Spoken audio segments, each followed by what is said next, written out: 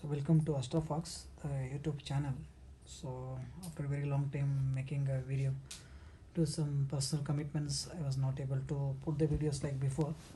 Okay, but today I'm going to discuss a topic which is being discussed everywhere, and some blame it and some accept it.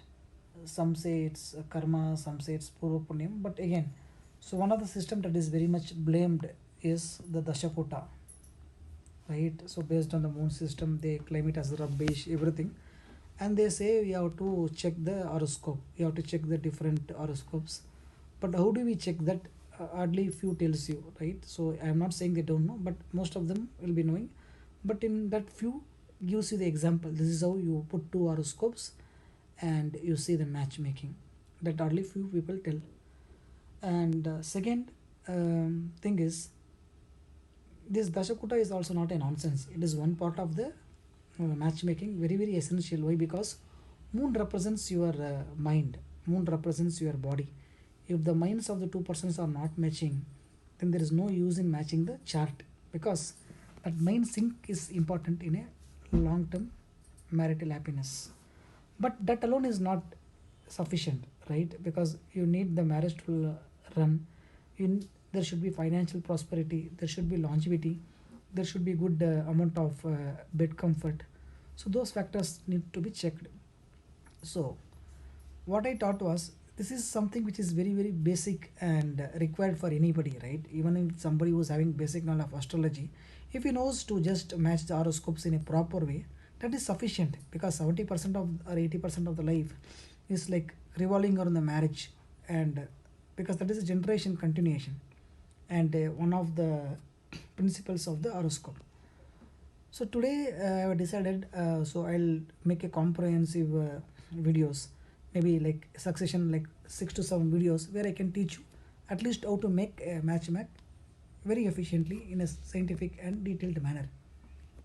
So to match a horoscope, you need three things. Okay, one is Bhava, second one is Graha, third one is Dashakuta. Okay, this Dashakuta or Ashtakuta, it is not something rubbish. Okay, it is having its acceptance from very long time. Like what is that? Kala Prakashika has given its approval, and the Saraswati Mal Tanjavur libraries, Jataka Chandrika has mentioned it. Okay, it is not like somebody who was yesterday or day before yesterday wrote it. It is there from centuries before also. But you need to know the proper application and what exactly each of the kuta means. Then you will appreciate the subject. Okay. So apart from touching these three factors, there are other important factors also. We'll see what are that. One is Bhava dosha and Samayam. Okay, after checking all this. And next is Dasha Sandhi. We will discuss when it is applicable, when it is not applicable. And next is Dasa Vididalai. Okay, this is a Tamil word, but anyways, I'll explain you what exactly that means. It's just the a release from a Dasha. Okay, so but when to take that and when not to take that, that also we will discuss. And apart from this, of course, longevity of the couples who are going to get married, we have to check. Okay, and other things, most of the 90% of the things will cover in this itself. If you know this much to check in a chart, then you are really doing justice while doing the matchmaking. Initially it may take much time to learn, maybe 8 to 10 hours of knowledge transformation is required. But once you practice, okay, with a template, within 15 minutes you will be able to match a chart perfectly. Okay, so that is the thing. Now one by one we'll see. First is Bhava match. Okay, so Bhava match means there are 12 Bhavas. Okay, all 12 Bhavas are equally important, but from matchmaking perspective, certain Bhavas are given importance. What is that? Lagna Bhava, that is your first house. Kutumba Bhava, that is your second house. Then Viryasthana, or house of potency, like how the Boga is happening, third house, the Bogasthana.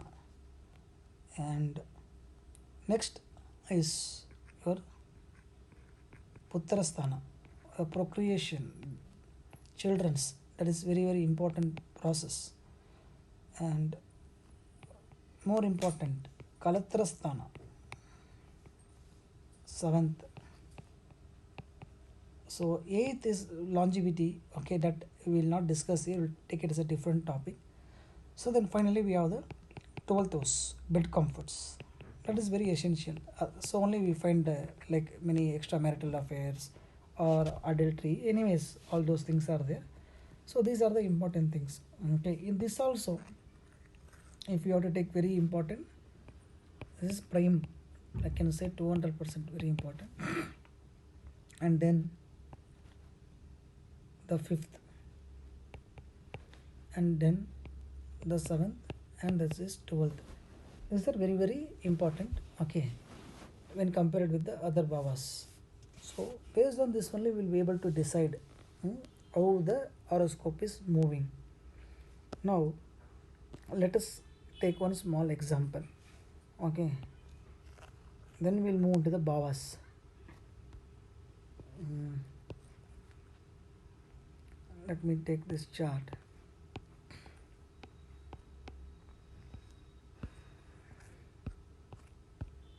So we may heard of a thing, okay, after getting married to this boy, the girl's prosperity was decreased, or getting married to this girl, the boy's prosperity came to an halt. All those things are there, but that requires detailed examinations, because individual charts are born with individual destiny.